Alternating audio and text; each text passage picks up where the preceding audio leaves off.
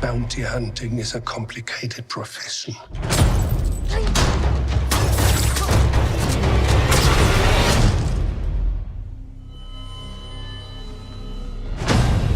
Don't you agree?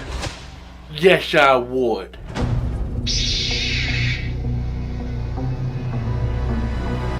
Who brought a lightsaber?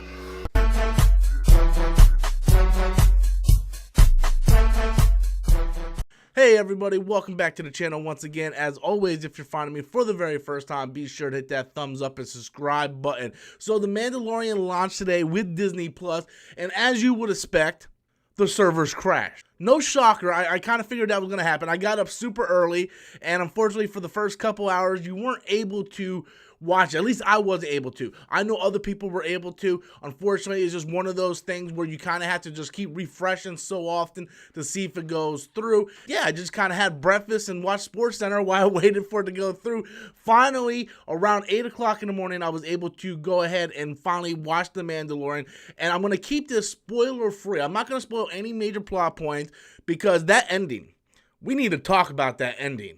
I don't think it was as big as people made it out to be, but it's pretty big. It could definitely lead the show into some interesting places, let's just say. So this is going to be very vague, very spoiler free, because later on tonight I'm going to be doing a live spoiler review with my friend Danny, and we are going to break down and talk about this episode, what this season could mean for Star Wars in general, what this episode could mean for The Mandalorian in general. My thoughts on the episode. I totally forgot Dave Filoni was directing this thing until after the final scene. It said directed by Dave Filoni. I was like, oh yeah, Dave Filoni did direct it. He actually did a really good job.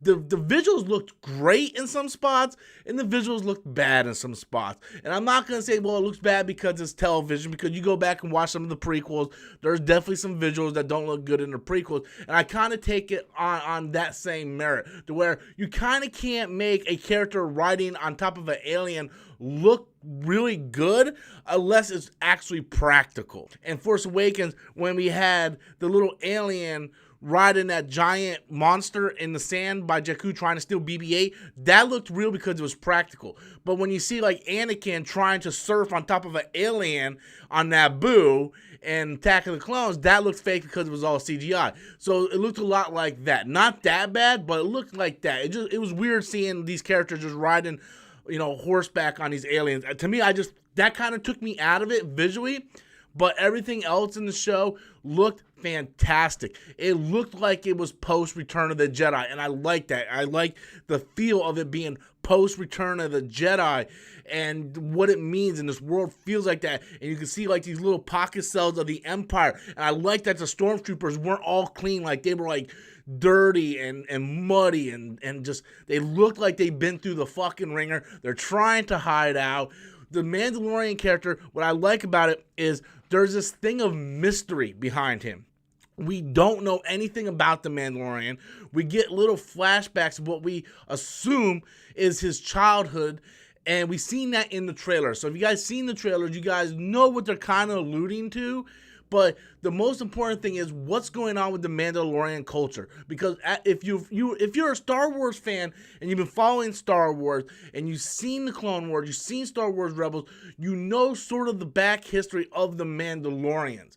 And what has the Mandalorians been up to since the Empire, since A New Hope, up until after Return of the Jedi? Did the Empire wipe them out? What's going on with Mandalore, and more importantly, the Mandalorians? That has yet to be answered in this episode, but this is going to be something that you can tell is going to be a slow burn. And that's the whole point of doing television, is being able to embrace these characters, spend time with these characters, and get to know them through the course of the season. That is something you can't accomplish on film. That's why a lot of people were looking forward to this show in particular, and Star Wars being a show, so we can get these sort of character moments. And I'm really looking forward to how the Mandalorian is going to progress as a character and the importance of him in the Star Wars universe.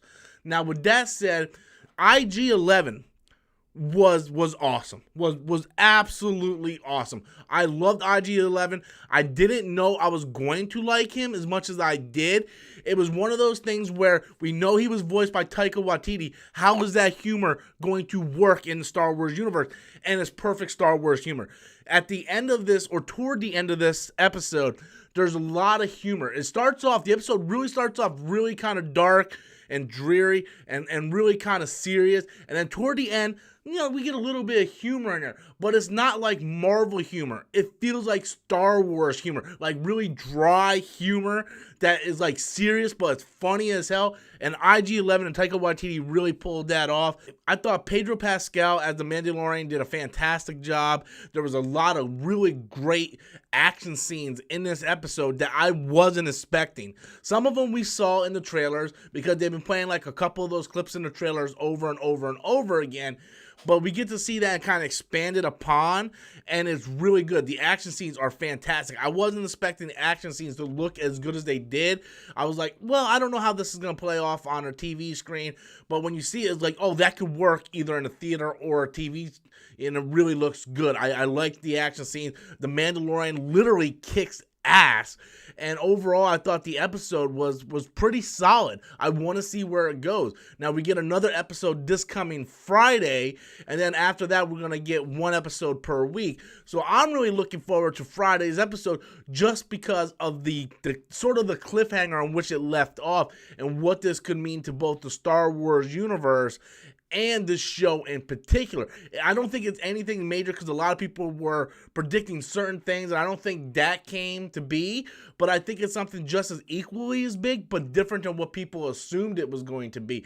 And overall, I really like this episode. I'm going to watch it a couple more times today, and I can't wait to do a spoiler dive-in review tonight with Danny when we live stream our spoiler review, because there's so much to talk about. Unfortunately, I can't say much without spoiling certain plot points, but overall, if you were someone I feel that have been let down by the Star Wars films, the new Disney Star Wars film, whether it be Force Awakens, Solo, Last Jedi, I think this is something you're going to enjoy because it brings it really back to basics. There isn't anybody drinking milk from a sea cow nipple. There isn't any kind of like mama jokes or anything of that nature. It really feels like a grounded Star Wars story set post Return of the Jedi, which I think a lot of people want. So overall, I think this is going to please a lot of people. I really enjoyed it, and I can't wait to dive back into it. But I want to know what you guys think. Did you watch episode 1 of The Mandalorian? Be sure to leave your comments in the comment box below. And until next time, as always, I'm Robert Storms, and that's my opinion.